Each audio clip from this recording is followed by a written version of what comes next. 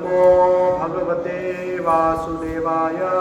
ओम नमो भगवते वासुदेवाय। ओम नमो भगवते वासुदेवाय। ओम नमो भगवते वासुदेवाय। श्रीमद्भागवतम स्कंद 1 अध्याय 4 श्लोक संख्या 6। कहीं लिखा है श्लोक? नहीं लिखा है। कथम आलक्षितः पौरेह संप्राप्तः कुरुजांगलान् उन्मत मुक जड़वत् विचरन् गजसाह्वये। कथम आलक्षितः पौरे कथम आलक्षितः पौरे संप्राप्तः कुरुजांगलान् संप्राप्तः कुरुजांगलान् उन्मत मुक जड़वत् उन्मत्तमुख जड़वत् विचरन् गजसावये। विचरन् गजसावये। कथम आलक्षितः पौरे कथम आलक्षितः पौरे संप्राप्तः कुरुजांगलान् संप्राप्तः कुरुजांगलान् उन्मत मुक जड़वत् उन्मत्तमुख जड़वत् विचरन् गजसावये। विचरन् गजसावये। कथम आलक्षितः पौरे कथम आलक्षितः पौरे संप्राप्तः कुरुजांगलान् संप्राप्तः कुरुजांगलान् उन्मत मुक जड़वत् उन्मत्तमुख जड़वत् विचरन् गजसावये। विचरन् गजसावये। कथम आलक्षितः पौरे कथम आलक्षितः पौरे संप्राप्तः कुरुजांगलान् संप्राप्तः कुरुजांगलान् उन्मत्तमुख जड़वत् उन्मत मुक जड़वत् विचरन् गजसावये। विचरन् गजसावये।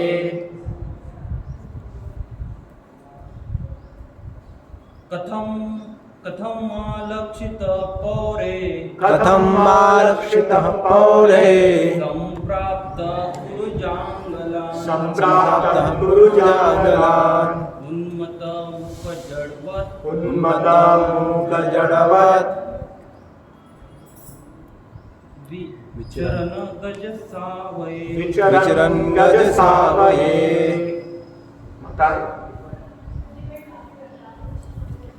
शब्दार्थ कथम कैसे आलक्षितः आलक्षितः मान्य मान्य पौरेह पौरेह नागरिकों द्वारा नागरिकों द्वारा संप्राप्तः संप्राप्तः पहुँचे हुए गुरु जांगल प्रदेश में उन्मत पागल मूका गुंगा जड़वत मूढ़ के समान विचरन घूमते हुए गजसावये हस्तिनापुर में। अनुवाद एवं तात्पर्य कृष्ण कृपा मूर्ति श्री श्रीमद् अभय शरणारविंद भक्ति वेदांत स्वामी श्रील प्रभुपाद द्वारा अनुवाद। कुरु तथा जांगल प्रदेशों में पागल गूंगे तथा मूढ़ की भांति घूमने के बाद जब वे व्यासपुत्र श्रील सुखदेव हस्तिनापुर अब दिल्ली नगर में प्रविष्ट हुए तो वहां के नागरिकों ने उन्हें कैसे पहचाना। सब यहाँ ध्यान दीजिए, आगे आ सकते हैं। तात्पर्य आधुनिक दिल्ली नगर पहले हस्तिनापुर कहलाता था क्योंकि इसकी स्थापना पहल राजा हस्ती ने की थी। अपना पितृगृह त्यागने के बाद गोस्वामी सुखदेव पागल की भांति इधर उधर भटक रहे थे, अतएव उनकी उच्चस्थ अवस्था को जान पाना नागरिकों के लिए अत्यंत कठिन था। अतः मुनि को देखकर नहीं अपितु सुनकर पहचाना जाता है। मनुष्य को चाहिए कि साधु या मुनि के पास दर्शन के लिए नहीं अपितु सुनने के लिए जाए। यदि वह साधु के वचनों को सुनने के लिए तैयार न हो तो जाने से कोई लाभ नहीं है। सुखदेव गोस्वामी साधु थे और भगवान की दिव्य लीलाओं के विषय में प्रवचन कर सकते थे। उन्होंने साधारण नागरिकों की सनकों को संतुष्ट नहीं किया। जब उन्होंने भागवत पर प्रवचन किया तब लोग उन्हें पहचान पाए। उन्होंने कभी जादूगर जैसी जादूगरी दिखाने का प्रयास नहीं किया। बाहर से वे जड़, गूंगे, पागल व्यक्ति जैसे प्रतीत हो रहे थे, लेकिन वास्तव में वे महान दिव्य रूप से उच्चस्थ पुरुष थे।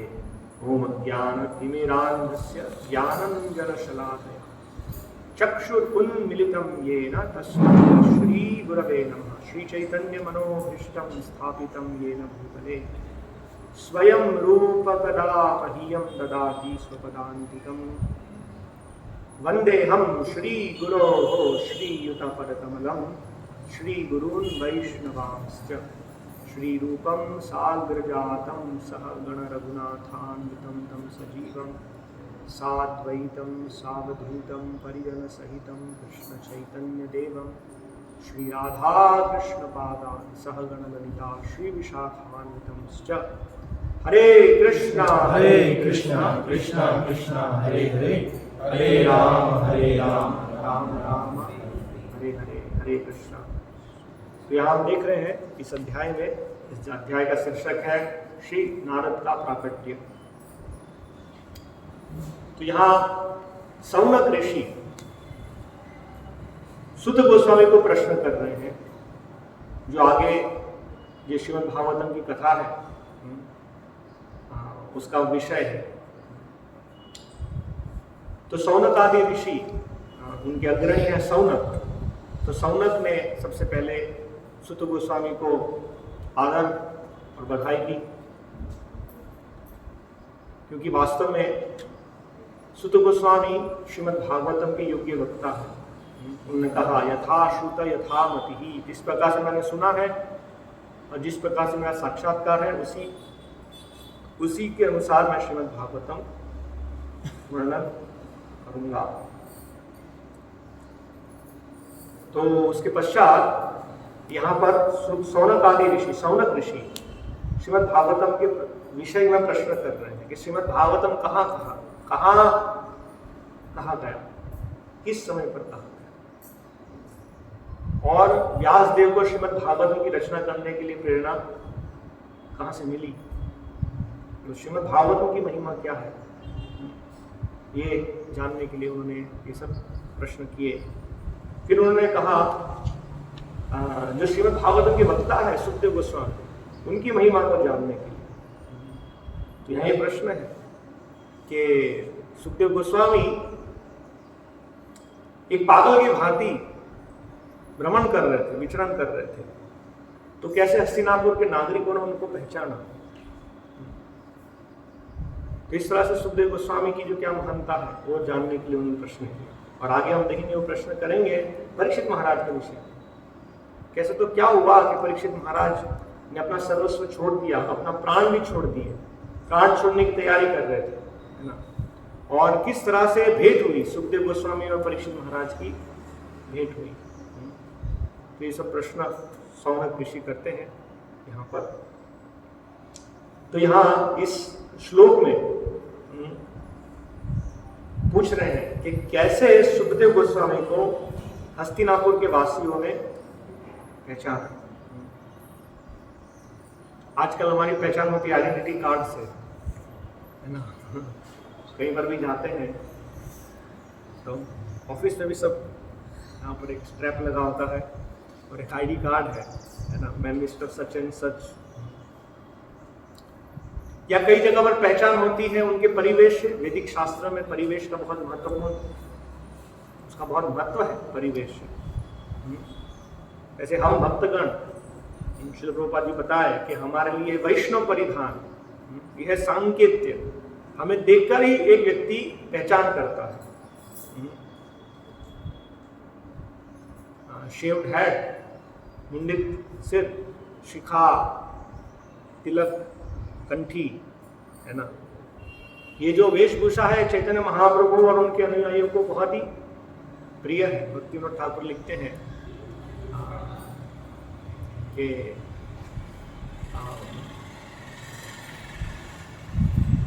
क्या है तिलक, मतलब यहाँ पर नाक और सिर पर तिलक, तुलसी माला शोभमान। ये तुलसी माला और तिलक जो है गौर भक्त प्रिय वेश दधान। तो मैं किस प्रकार का वेश धारण करूंगा जो चैतन्य महाप्रभु के अनुयायियों को बहुत ही प्रिय है। तो ये संकेत बहुत महत्वपूर्ण है ना। जब भक्तों को देखता है तो समझ जाता है कि हरे कृष्ण, ये हरे कृष्ण वाले हैं, है ना। और उनको देखकर उनको कृष्ण का स्मरण होता है। कई बार वर्णन है कि इस तरह भक्तों को देखते हैं तो उनको लगता है वैकुंठ से लोग आए, वैकुंठ के दूत आए हैं यहाँ पर। तो जो भगवान के भक्त हैं या भगवान के प्रति सेवोन्मुख है, उनको प्रसन्नता होती है। जो अल्पज्ञ है उनके लिए आश्चर्य होता है कि ऐसी वेशभूषा ये पहनने से क्या होगा। जैसे एक भक्त है, उन्होंने बताया कि अमेरिका में आजकल तो भारत में भी धोती कुर्ता पहनना ये बड़ी अचरज की बात है ना। लोगों को भय लगता है कि मैं धोती कुर्ता पहनूंगा तो लोग क्या सोचेंगे, क्योंकि सभी पूरा समाज तो जीन्स टी शर्ट और पैंट शर्ट से व्याप्त है। तो अमेरिका में वो भक्त सब पालन कर रहे थे, तो बैंक में गए धोती कुर्ता तिलक देखकर। तो वहां पर एक युवक ने उनको पूछा, सर आपके मस्तिष्क पर पेंट है, पेंट कलर लगा हुआ है। तो तुरंत उनको ये उन्होंने हमारे लिए अवसर है, मैंने तुरंत उसको समझाना शुरू किया कि ये पेंट नहीं है, इसे तिलक कहते हैं और ये वास्तव भगवान के चरण है। ये हमारा मनुष्य जीवन भगवत साक्षात्कार के लिए है और इस यहाँ से उन्होंने कृष्ण भक्ति प्रचार करना प्रारंभ किया। तो प्रभुपाद बताते ये सांकेत्य वेरी इंपॉर्टेंट। यहाँ पर हम देखते हैं कि सुखदेव गोस्वामी, उनका जो वेश है अवधूत, अवधूत मतलब जो अन्य द्वारा उपेक्षित, अन्य लोगों को उनकी चिंता नहीं है, उनको किसी लोगों की चिंता नहीं। इस तरह सुखदेव गोस्वामी उनकी वेशभूषा कैसी है, यहाँ हम देखते हैं कि उन्मत्त, एक पागल व्यक्ति की भांति। एक पागल व्यक्ति अपने शरीर के बारे में हम देखते हैं ना कि कपड़े भी पहने नहीं पहने हैं, या पहने हैं तो धुले हुए नहीं हैं, दाढ़ी बाल उनके बड़े हुए हैं। किसी का इस जगत में है या किसी से उनका कोई आदान प्रदान है, ऐसा कुछ वहां संकेत नहीं मिलता। तो इसी प्रकार से हम देखते हैं कि सुखदेव गोस्वामी युवक है, हम उनके दिव्य लक्षणों का वर्णन है आगे 19वें अध्याय में आप देखेंगे किस प्रकार से उनका सुंदर शरीर है। हम शायद देखेंगे उसको समझने का। इतना सुंदर शरीर कृष्ण की भांति, उनकी अंग कांति कृष्ण की भांति, सुंदर मुखमंडल, उनके चौड़े पक्ष, लंबे हाथ, उठे हुए नाक कान, इन सब का बहुत सुंदर वर्णन आता है। लेकिन क्योंकि वास्तव में वो दिव्य अवस्था में है और इस जगत से कोई संपर्क रखना नहीं चाहते हैं, इसलिए उनकी वेशभूषा क्या है, कोई कपड़े नहीं पहनते हैं, दिगंबर दिशाई उनके वस्त्र है। और वास्तव में उस चेतना में ही है। हमने पूर्व श्लोक में देखा कि जब वे घर छोड़कर निकले तो कुछ स्त्रियां जो स्नान कर रही थी, वैदिक समय में तो पहले से टैप्ड वाटर नहीं था, है ना, बोरिंग हो और ऊपर टंकी हो, तो जहाँ सरोवर तालाब नदी होती थी वहाँ स्नान करने जाते थे और ऐसे निर्धारित स्थान होते थे कि ये स्थान माताओं के लिए है, ये स्थान पुरुषों के लिए है, या उसमें समय जैसे कुएं पर अलग अलग समय पर विभाजन किया जाता था कि सुबह का समय पानी भरना स्नान करना माताओं के लिए, उसके बाद 10-11 बजे बाद पुरुष खेत से काम करके आएंगे, फिर अभी उनका समय है। तो इस तरह से वे स्नान कर रहे थे और सुखदेव गोस्वामी वहाँ से निकले, तो उन्होंने अपने शरीर को नहीं ढका जबकि वे नग्न अवस्था में थे, और सुखदेव गोस्वामी भी नग्न अवस्था में और युवा थे। और जैसे ही पीछे व्यासदेव आए तो सभी स्त्रियों ने अपने शरीर को ढक लिया। तो व्यासदेव जब पूछते हैं कि ऐसा क्यों, तो वे तुरंत बताते हैं क्योंकि सुखदेव गोस्वामी वो बाह्य चेतना में नहीं, उन्होंने भेद नहीं किया कि ये स्त्री है ये पुरुष है। और जबकि व्यासदेव महान आचार्य उन्नत है, लेकिन फिर भी गृहस्थ जीवन में है। इससे प्रभुपाद कहते हैं गृहस्थ जीवन में अनिवार्य है भेद करना, तभी तो गृहस्थ जीवन है। तो इसलिए उन्होंने अपने शरीर को ढक लिया। तो सुखदेव गोस्वामी हम समझ रहे हैं कि बाह्य चेतना में जरा भी नहीं है, इसलिए पागल की भांति मुंह का मतलब गूंगे, कुछ भी नहीं बोल रहे हैं। क्यों? क्योंकि वास्तव में इस जगत में हम देखते हैं बहुत कम लोग हैं जो इस विषय को जानना या सुनना चाहते हैं। भगवद गीता में भगवान कहते हैं कि ये 7वें अध्याय में 3रा श्लोक है, दूसरा 3रा श्लोक, मनुष्याणाम सहस्रेषु कश्चिद यदति सिद्धये यदाम अपि सिद्धानाम कश्चिद माम वेत्ति तत्वतः। कृष्ण के विषय में कौन सुनना चाहता है? और वास्तव में महान भक्तों का या महाजनों का जो लक्षण है वो केवल कृष्ण के विषय में बोलना और सुनना चाहते हैं, उनका और कोई जीवन का उद्देश्य नहीं है। तो इसलिए सुखदेव गोस्वामी सब वर्णन आता है, आगे हमने तात्पर्य में पढ़ा यहाँ पर। तो जड़वत इस जगत में कोई आदान प्रदान नहीं, इस तरह की अवस्था है। कुछ आगे के श्लोक में ये सब वर्णन है, हम उसको देख सकते हैं। जैसे यहाँ वर्णन है 4थे श्लोक में, उनका व्यासदेव का पुत्र परमहंस समदर्शी ब्रह्मवादी तथा जिसका मन सदैव ब्रह्मवाद में केंद्रित रहता था, वह संसारी कर्मों से परे था, लेकिन प्रकट न होने के कारण अज्ञानी जैसा लगता था। अप्रकट, जैसे अग्नि है, अग्नि है ना, वो तेजस्वी है, दूर से दिखती है अग्नि, लेकिन अगर उसको ढक दिया जाए तो पता नहीं चलता है। कई बार हम देखते हैं अग्नि आवृत होती है तो पता नहीं चलता, थोड़ा सा धुआं होता है उससे पता चलता है कि अग्नि है वहां पर। इस प्रकार से वे दिव्य अवस्था में है, लेकिन उनके बाह्य वेशभूषा से समझ में नहीं आ रहा है ना। क्यों समझ में नहीं आ रहा है? क्योंकि जो वास्तव में ज्ञान में है वही तो चीजों को पहचान सकते हैं। जो अज्ञान में है वो कैसे पहचाने? जैसे हिंदी में कहावत है ना कि एक जौहरी ही रत्न का मूल्य समझ सकता है ना, ऐसा हम देखते हैं। या क्या कहते हैं, ऐसे अन्य चीजें वर्णन है, ठीक है।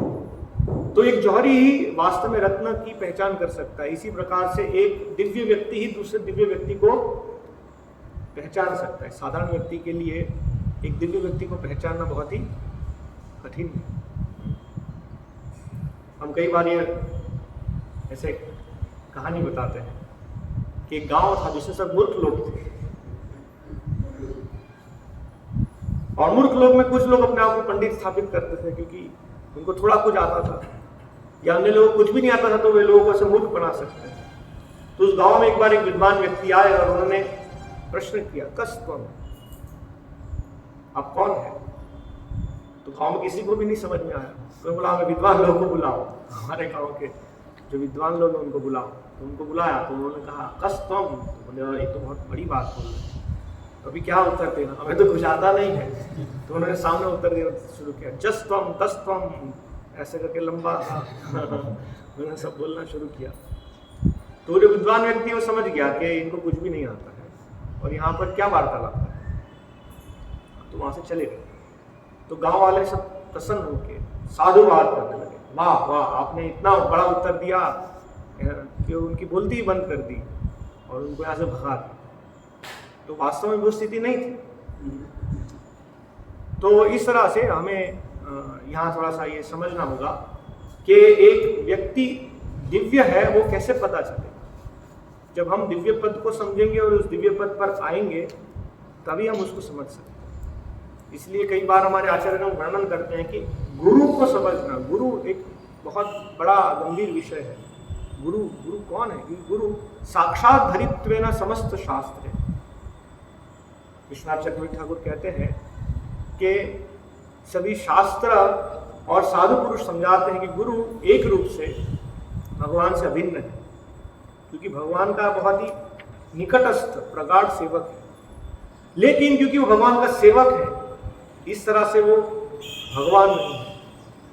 भगवान है और भगवान नहीं है।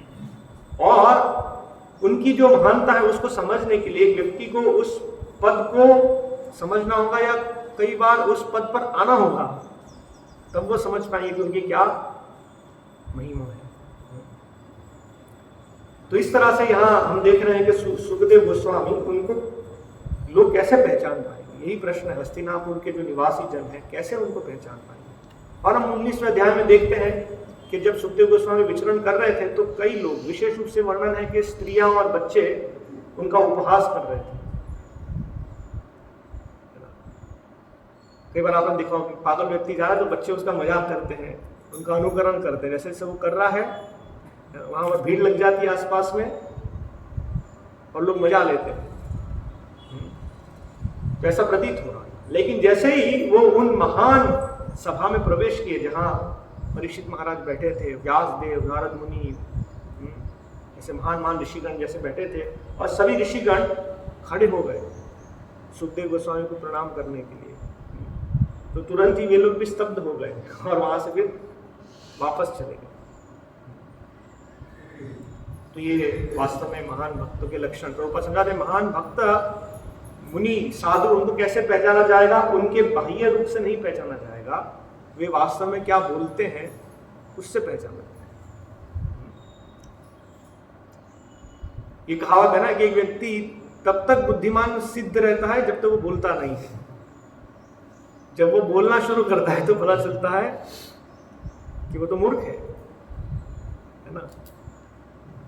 हाँ, ये हमें समझना चाहिए। तो वर्तमान में आज का जो जगत है, आज का जगत मतलब ये कलयुग है, कलयुग में नष्ट मोह नष्ट दृशाम, भागवतम में वर्णन है, कलौ नष्ट दृशामेश। कलयुग के कारण क्या है कि लोगों की दृष्टि, लोगों का वास्तविक ज्ञान जो है वो आवृत हो चुका है। तो अभी तो तथाकथित ज्ञान क्या है, वो केवल बाह्य एक्सटर्नल ज्ञान, बहिरर्थमानिनः। प्रहलाद महाराज कहते हैं हिरण्यकशिपु को, हिरण्यकशिपु असुर है, तो उनका जो ज्ञान कैसा है, माया अपरित ज्ञान। बाह्य रूप से बहुत ज्ञानवान दिखते हैं, बड़े बड़े प्रोजेक्ट्स हैं उनके, है ना, और ये बहुत ही चमक दमक वाला जगत बनाया है, अल बुर्ज और बड़ी बड़ी मल्टी स्टोरी बिल्डिंग्स हैं और बड़े बड़े एक्सप्रेस हाईवे हैं और बहुत ही आधुनिक कार्स और गैजेट्स।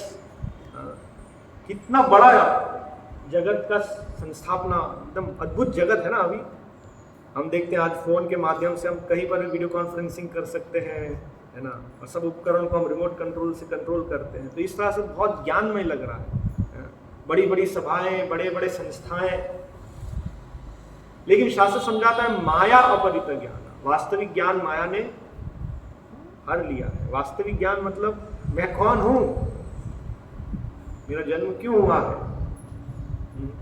वास्तव में जगत, हम सब कुछ कंट्रोल कर रहे हैं लेकिन हमारे पश्चात भी कुछ हमारे कंट्रोल में नहीं है। कोई ऊपर से सब कंट्रोल कर रहा है। एक भवंडर आता है, एक भूकंप आता है और हम कुछ भी नहीं कर पाते हैं। तो कौन है जो उसको नियंत्रित कर रहे हैं, है ना। तो ये वास्तविक ज्ञान बहुत सरल है ना। सरल लोगों के मन में ये ज्ञान पहले आता है, लेकिन इन बड़े बड़े तथाकथित लोगों के मन में ये ज्ञान नहीं आता। इसीलिए भगवान कहते हैं माया अपरित ज्ञान। हाँ, तो हम ये समझने का प्रयत्न कर रहे थे कि प्रहलाद महाराज वर्णन करते हैं यहाँ पर बहिरर्थमानि। आज के जो लोग हैं जिनका ज्ञान माया द्वारा विशेष रूप से इस कलयुग में आवृत है, तो उनका ज्ञान क्या है, बहिरर्थमानि, बाह्य, है ना। जैसे भागवतम में वर्णन है लावण्य केश धरणम। अभी सुंदरता कैसी है, कैसी हेयर स्टाइल, एक व्यक्ति ने कैसी हेयर स्टाइल बनाई है, उससे उनकी सुंदरता पहचानी जाती। अभी वो स्नान भी नहीं करता है ना, और वो क्या क्या करता है, क्या खाता है। कई बार हम देखते हैं वीडियो में आजकल, इतना सुंदर लगता है ना, कितने सुंदर कपड़े पहने हैं, है ना, एकदम सुंदर शरीर है, लेकिन वो क्या खा रहे हैं, वो पशुओं को खा रहे हैं, उनका पेट तो कब्रिस्तान है। आप देखते हैं कई बार, है ना, वर्णन आता है चाइना में, है ना, क्योंकि फेयर स्किन,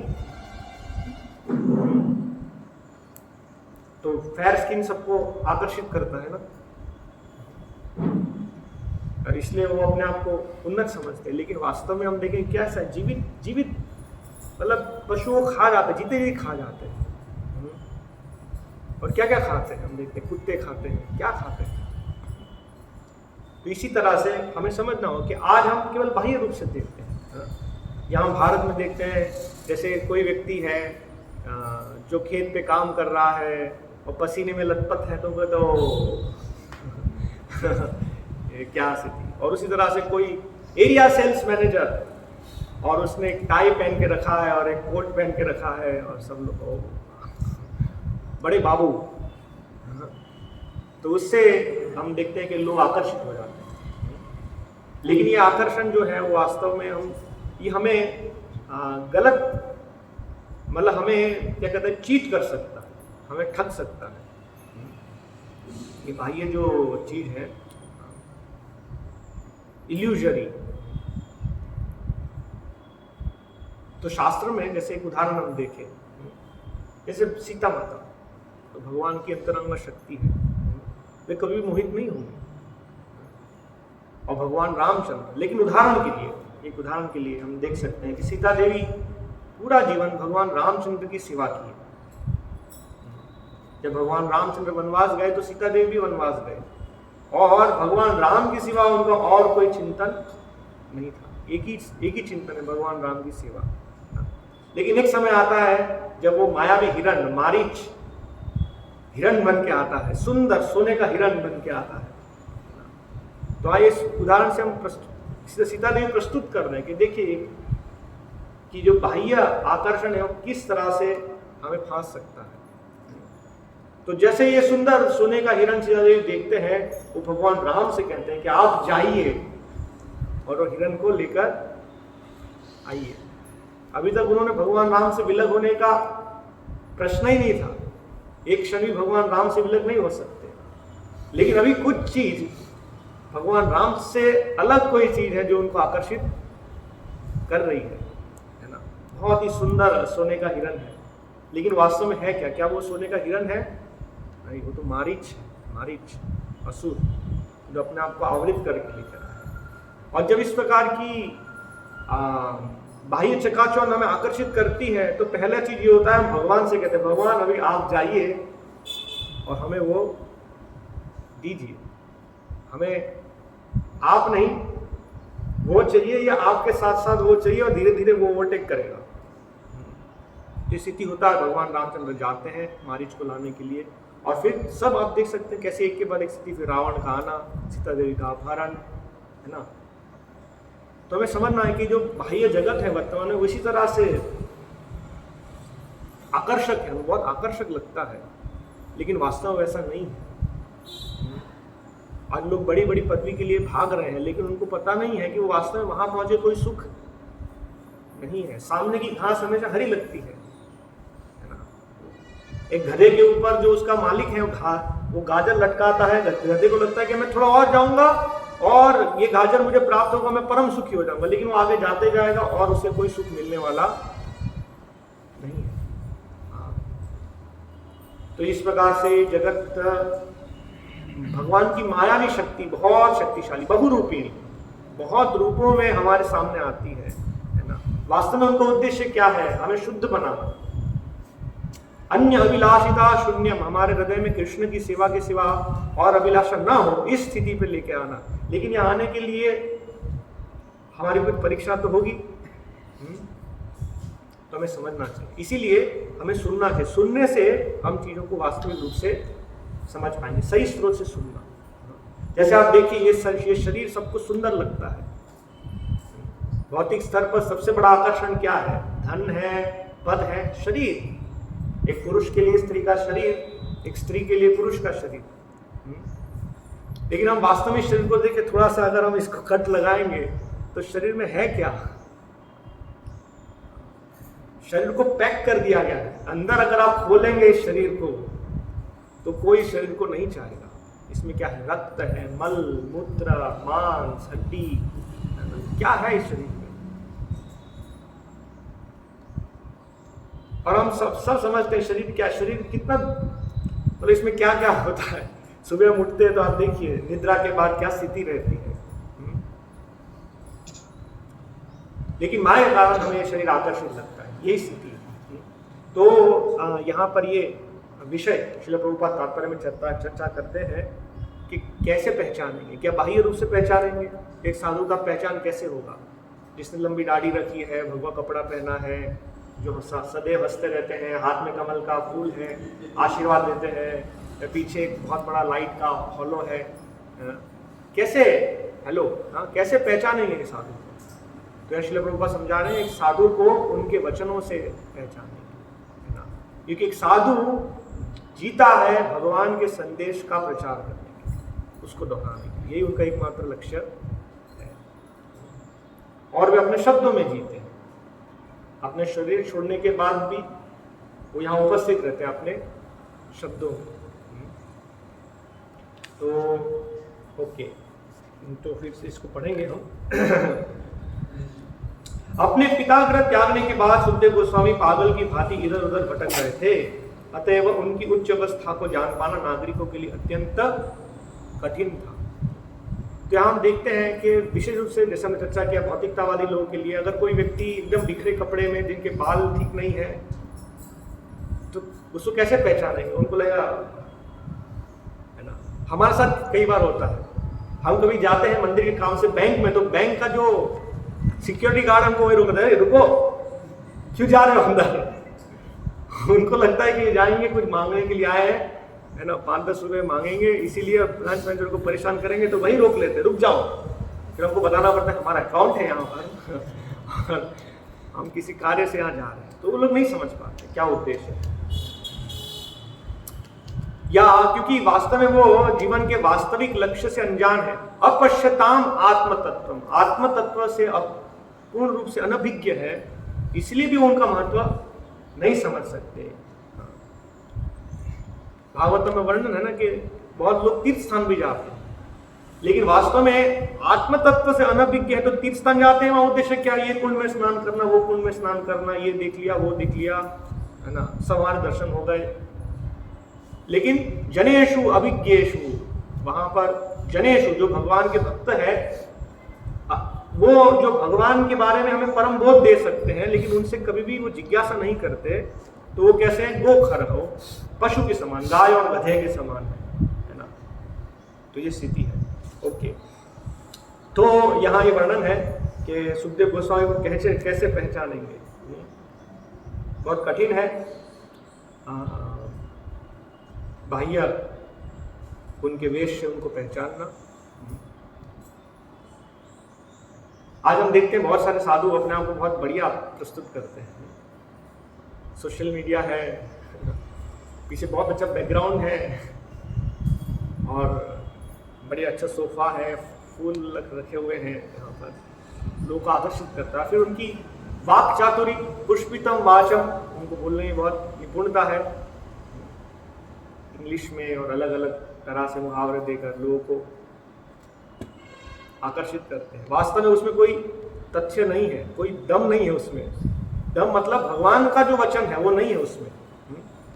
जैसे एक भक्त समझा रहे थे, एक बहुत ऐसे प्रसिद्ध साधु है, दाढ़ी रखते हैं, तो उनसे पूछा गया, एक व्यक्ति उनके पास जाता है और उनको पूछता है कि स्वामी जी मैं बहुत काला हूँ, लोग मेरी भर्त्सना करते हैं, मेरा मजाक उड़ाते रहते हैं, मुझे ये शरीर ऐसा क्यों मिला, मैं बहुत परेशान हूँ, सदैव इसी के बारे में चिंतन करते रहता हूँ, तो आप मुझे मार्गदर्शन दीजिए कैसे मैं इससे बाहर निकलूँ। तो यदि कोई वो प्रामाणिक भक्त के पास जाएगा तो भगवान का संदेश दोहराएंगे। भगवान कहते हैं देहिनोस्मिन् यथा देहे, कि तुम देह नहीं हो, तुम देह के भीतर निवास करने वाले देही हो। कर्मणा दैव नेत्रेणा, हमारे कर्मों के अनुसार देवताओं के मार्गदर्शन के अंतर्गत हमें एक प्रकार का शरीर मिला है। जैसे हमने कार्य किया, जो हमारी योग्यता है उसके अनुसार शरीर मिला है, और ऐसे तो हमारे कई करोड़ों करोड़ों करोड़ों शरीर बदल चुके हैं। ऐसे तो हमने कई शरीर बदल दिए, तो ये जो शरीर है वो भी क्षणिक है, लेकिन इस शरीर का तुम परम उपयोग कर सकते हो। अभी तुम्हारे पास अवसर है कृष्ण भावनामृत में आगे बढ़ना। जैसे हम यहाँ देखते हैं, परीक्षित महाराज भगवान के इतने महान भक्त हैं, लेकिन जब उनको अभिशाप मिला तो परीक्षित महाराज ये सोच रहे हैं कि हाँ भगवान की विशेष कृपा हुई मुझ पर, क्योंकि मैं तो इतना आसक्त व्यक्ति हूँ, मैं कभी भी ये चीज को छोड़ नहीं सकता, इसलिए भगवान ने मुझे छुड़ाने के लिए मुझ पे कृपा की। तो इसी तरह से एक अगर वास्तविक साधु के पास जाएगा तो उनको बताएंगे कि बहुत अच्छा अवसर है, तुम्हारा शरीर बहुत सुंदर नहीं है, इसलिए तुम इस जगत के आकर्षण से तुरंत ही बाहर निकल सकते हो। इसी जीवन में भगवत भजन करके अपना जीवन सार्थक बनाओ, है ना। लेकिन हम देखते हैं कि ये जो तथाकथित साधु पाखंडी लोग हैं, उन्होंने जैसे पूछा कि मैं क्या करूं, मेरा कुछ समाधान कीजिए, तो उन्होंने बोला कि तुम काले हो लेकिन तुम अपना जीवन रंगीन बनाओ, मेक योर लाइफ कलरफुल। तो पता नहीं एक ही वाक्य में उसे क्या लगे, हाँ, उनको लगा मुझे कोई परम उपदेश दे दिया। रंगीन बनाओ मतलब तुम भोग करो, विलास करो, जीवन में एंजॉय। ये जीवन को ये सब के बारे में चिंता क्यों करते हो? ऋणम कृत्वा घृतम पीबेत यावत जीवेत सुखम जीवेत। कौन वापस आने वाला है? बाद का जीवन किसका है? इस प्रकार से हम देखते हैं कि चीटिंग है। तो एक वास्तविक साधु कैसे पहचान पाएंगे, वो क्या कहते हैं, और एक वास्तविक साधु क्या कहता है, जो भगवान कहते हैं। भगवान कहते हैं सर्वधर्मान परित्यज्य माम एकम शरणं व्रज। वही एक साधु दोहराता है। और ये दोहराने के लिए ये चीज अवश्य होगी कि क्योंकि उनकी बहुत सारी भौतिक आसक्ति, उसको काटना होगा। किसी व्यक्ति को मुक्त करने के लिए जहां से बंधा है पहले वो तो काटना पड़ेगा ना। कैसे हम किसी को मुक्त कर पाएंगे? हाथ पैर बंधे हुए हैं तो उस हाथ पैर की रस्सियों को काटना होगा। तो इसी तरह से हम इस भवबंधन से, हमारी बहुत सारी आसक्तियां हैं, बहुत सारे अटैचमेंट्स हैं, शरीर से, परिवार से, समाज से, पदवी से, एक एक चीज से हमें इन आसक्तियों को पहले काटना होगा। तो एक साधु क्या है? अपने शब्दों से इन आसक्तियों को काटना। भगवान बताते हैं इसी भागवतम में 11वें स्कंद में, त्यजा दुस्संगम उत्सृज्य नहीं ततो दुस्संगम उत्सृज्य सच सुसज्जेत बुद्धिमान संत एवास्य छिन्दन्ति मनोव्यासंगम उक्तिभिः। भगवान कहते हैं इसीलिए तुरंत ही गलत संगति, जो असत्संग है, उसको पहले परित्याग करना चाहिए और सत सुसज्जेत, भगवान के महान भक्तों की संगति करना चाहिए। क्यों करना चाहिए? खाली संगति नहीं, यहाँ वर्णन है सत सुसज्जेत, मतलब उनसे पूरा आसक्ति होना चाहिए भगवान के भक्तों से। क्यों? संत एव अस्य छिन्दन्ति, एक संत या भगवान का भक्त जो है, एव अस्य, केवल वही, छिन्दन्ति, वही काट सकता है हमारी आसक्तियों को। किस प्रकार से?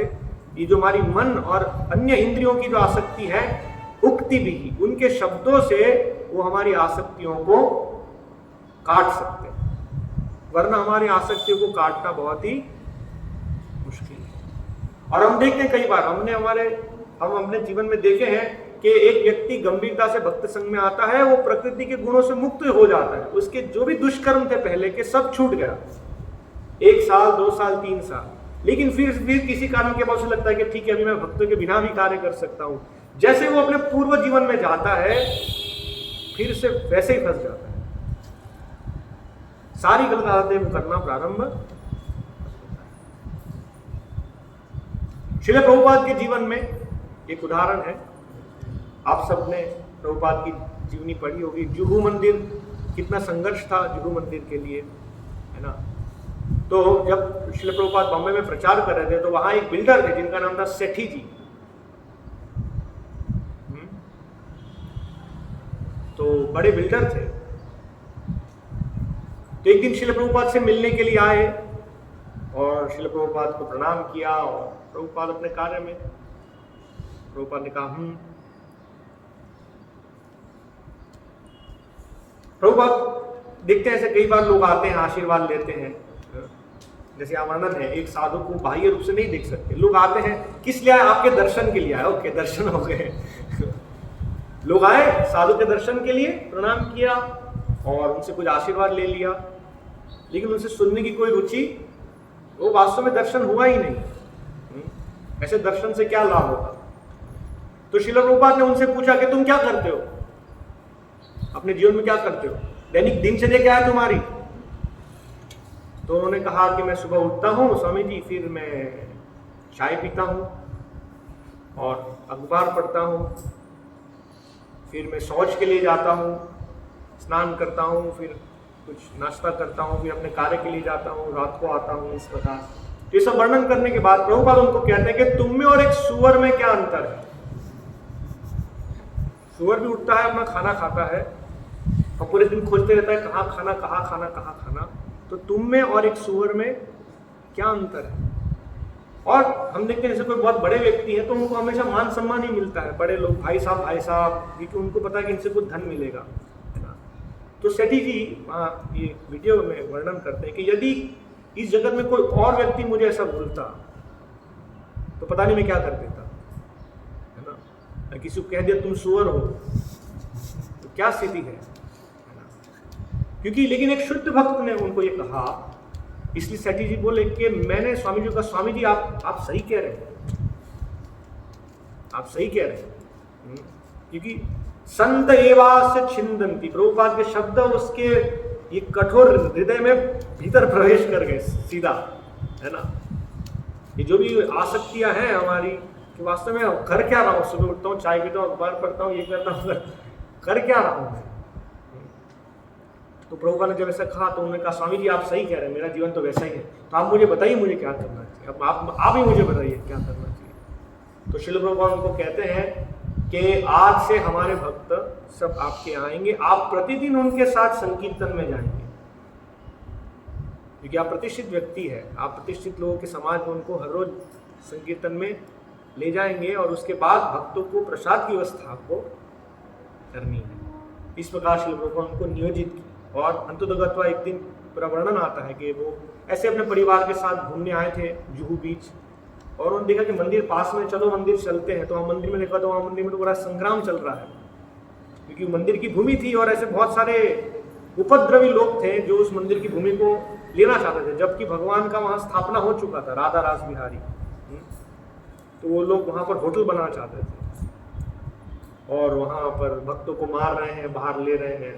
तो वर्णन करते हैं कि तुरंत मैंने अपने बेटे को कहा दो अपनी जो गन है लेकर आओ, है ना। तो पूरा वर्णन है कि रातों रात फिर उन्होंने कुछ बनाया, स्टे ऑर्डर लिया, क्योंकि बिल्डर थे तो उनके ऐसे सब परिचय रहते हैं। तो हाँ, तो मेरा ये कहने का अर्थ था कि एक भक्त को उनकी वाणी से हम समझ सकते हैं, और उनकी वाणी ही वास्तव में हमारी आसक्तियों को विदीर्ण कर सकती है, अन्यथा हमारी आसक्ति विदीर्ण नहीं हो सकती। इस जगत में हमारी जो भोग करने की वृत्ति है वो जाती नहीं है। हम देखते हैं विश्वामित्र मुनि 60,000 वर्ष तक तपस्या किए, लेकिन आसक्ति नहीं जाती, उसको जड़ से निकालना पड़ेगा। तो ये शब्द आसक्ति काटना और वास्तव में भगवान की शुद्ध भक्ति, परम दृष्ट्वा निवर्तते। भगवद गीता में भगवान कहते हैं कोई चीज खाली लेने से तो स्थापित नहीं होगा, है ना। जो अभद्र चीज है उसको हटाना और जो परम चीज है उसको प्रदान करना। तो एक भक्त का क्या कार्य है? प्रेम प्रचरण आर पाषंड दलन, दुई काज अवधूत करेण भ्रमण। पाषंड दलन, एक पाषंडी व्यक्ति या पाषंडिक वृत्ति का दलन करना, हमारे हृदय में जो भी गलत धारणा है उसको पहले निकालना, और साथ साथ भगवत भक्ति, भगवान के प्रति आसक्ति, प्रेम कैसे हमारे हृदय में उत्पन्न हो वो शिक्षा भी प्रदान करना, है ना। क्योंकि एक जीव जो है उसका स्वभाव, उसे आनंद चाहिए, आनंदमय अभ्यासा, जो भगवान की सेवा में, भगवान की प्रेममय सेवा में जो आनंद वही मिल सकता है। तो इस प्रकार से एक भक्त के कार्य है, तो यहाँ सब वर्णन आता है। अतः मुनि को देखकर नहीं अपितु सुनकर पहचाना जाता है। मनुष्य को चाहिए कि साधु या मुनि के पास दर्शन के लिए नहीं अपितु सुनने के लिए जाए। कितने लोग चाहते हैं, हम कई जगह पुस्तक वितरण में जाते हैं तो लोग आते हैं, स्वामी जी आइए हमारे कुर्सी पर बैठिए। उनकी कुर्सी पर बैठने से क्या होगा? सब शुभ हो जाएगा। उनको लगता है उनका व्यापार सब दिन दुगना रात चौगना ऐसा बढ़ जाए, लेकिन वास्तव विपरीत हो सकता है। भक्त उनको भगवत शिक्षा देकर उनको भगवत भक्ति में लगा के, तो क्या होगा, उनकी इच्छा ही चली जाएगी। ये सब भौतिक प्रगति करने की इच्छा जो है, क्योंकि वास्तव में उनको परम प्रगति मिल गई है। परम प्रगति जो उन्होंने इस पूरे 14 भुवन मंडल में नहीं प्राप्त किया है ना? तल्लभ्यते अन्यवद दुखम कालेन सर्वत्र गभीर रंभसा। ओके, तो ये वर्णन है। आगे श्री प्रभुपाद कहते हैं, यदि वह साधु के वचनों को सुनने के लिए तैयार न हो तो जाने का कोई लाभ नहीं है। सुखदेव गोस्वामी साधु थे और वे भगवान की दिव्य लीलाओं के विषय में प्रवचन कर सकते थे। तो उनको भगवान के विषय में, कृष्ण के विषय में, तो मनुष्य जीवन क्या है? अथात ब्रह्म जिज्ञासा, परम सत्य के बारे में जिज्ञासा करना। और परम सत्य कौन है? जिससे सब कुछ आया है। जन्माद्यस्य यतः, तो परम सत्य कौन है? श्री कृष्ण। तो हमारा जीवन कृष्ण के विषय में सुनने के लिए है। कृष्णेर कथा, और एक महान भक्त हमें कृष्ण के विषय में बोध दे सकता है। तो इसके लिए हमें भक्तों के पास जाना चाहिए, कृष्ण के विषय में सुनने के। अन्य कोई भौतिक लाभ या अन्य कोई चीजों के लिए कई बार होते हैं ऐसे, हम देखते हैं कि कई साधु लोग भौतिक जीवन के बारे में, कहाँ इन्वेस्ट करना, अपने शिष्यों को मार्गदर्शन देते हैं कि अभी शेयर बाजार में इसका भाव बढ़ने वाला है, इसमें इन्वेस्ट करो, है ना, ऐसा करो वैसा करो। या बहुत सारी भौतिक समस्या है, उनका कुछ समाधान करने में निपुण रहते हैं, इसी लोग उनके पास जाते हैं। अभी हमारा बहुत खर्चा हो गया स्वामी जी, क्या करना, या हमें कोई ऐसी बीमारी हो गई है, क्या करना। तो इस प्रकार की शिक्षा के लिए जाते हैं। आगे प्रभुपाद समझाएंगे कि एक वास्तविक भक्त है, वो किसी को जादूगरी करके, या उन्होंने कभी जादूगर जैसी जादूगरी दिखाने का प्रयास नहीं किया। तो कई बार ऐसे साधु होते जो मैजिक जादूगरी करते हैं। जब प्रभुपाद अमेरिका गए तो वहां एक स्वामी थे, महर्षि योगी, वो ट्रांसेंडेंटल मेडिटेशन TM, वैसे उससे कुछ अपने आप को थोड़ा सा ऊपर हवा में ऊपर उठाते तो लोग सब स्तब्ध हो जाते हो। कलयुग में तो इसी को नमस्कार है ना, अगर चमत्कार करता है तो लोग, यदि आप यहाँ पर भगवान का शुद्ध संदेश, भगवत गीता या भागवतम का संदेश कहेंगे तो लोगों की रुचि नहीं है। लेकिन जैसे आप यहाँ पर विज्ञप्ति देंगे कि हमारे यहाँ दूध पीने वाले गोपाल जी हैं, तो लोग यहाँ पर बड़ी मात्रा में आएंगे, क्योंकि वास्तव में तत्व को जानना नहीं चाहते कि एक्चुअल रियलिटी क्या है। तो इसी तरह से हम देखते हैं, प्रभुपाद वर्णन करते हैं कि वो कुछ जादू बताते हैं, अपने आप को भगवान कहते हैं, इसीलिए लोगों की वहां भीड़ लगी हुई है। वो एक मंत्र देने के लिए $125 लेते हैं और लोग वहां जाते हैं। जब दूसरी ओर हम हमारे भक्तों को पूरे दिन सुबह से सड़कों पर भेजते हैं ये परम वरदान हरे कृष्ण महामंत्र प्रदान करने के लिए, लेकिन लोगों की रुचि नहीं है।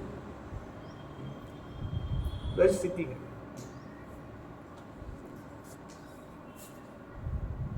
तो जादूगरी से भक्त को नहीं पहचान सकते, और भक्त कभी भी ऐसा नहीं करता। ओके,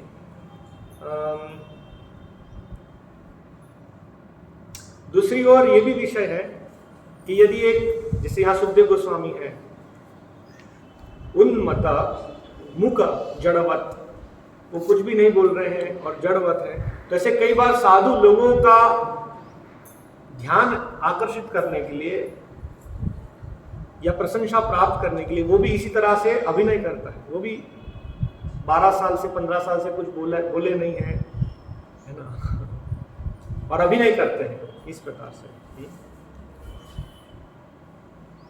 लेकिन उनके पास कुछ बोलने के लिए है ही नहीं। उपदेशामृता में श्रील प्रभुपाद समझाते हैं कि इन लोगों के पास कृष्ण के विषय में कुछ बोलने के लिए है ही नहीं। अच्छा है वो नहीं बोले, क्योंकि वो बोलेंगे तो नुकसान करेंगे लोगों का। तो भक्तों कार्य है कृष्ण के विषय में बोलना। चैतन्य महाप्रभु चाहते थे कि केवल हम सुने नहीं, हम कृष्ण के विषय में बोले। जन्म सार्थक करो पर उपकार, जारे देखा तारे कहा कृष्ण उपदेश। ये भक्तों कार्य है, सुनना, अपना जीवन सार्थक करना, और साथ साथ भगवान की प्रसन्नता के लिए अन्य लोगों को ये शिक्षा प्रदान करना, है ना। तो ये भक्त समाज का बहुत इंपॉर्टेंट पार्ट है। ओके, ठीक है, हम यही विराम लेंगे। किसी का कोई प्रश्न है, जिज्ञासा है, पूछ सकते हैं।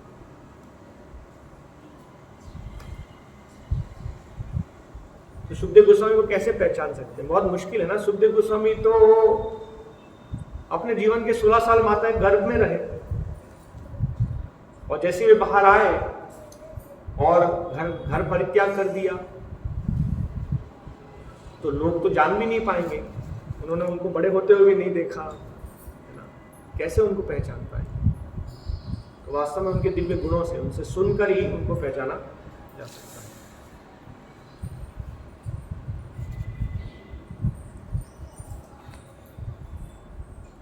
कोई प्रश्न? हरे कृष्ण। श्रीमद् भागवतम की जय, श्रील प्रभुपाद की जय।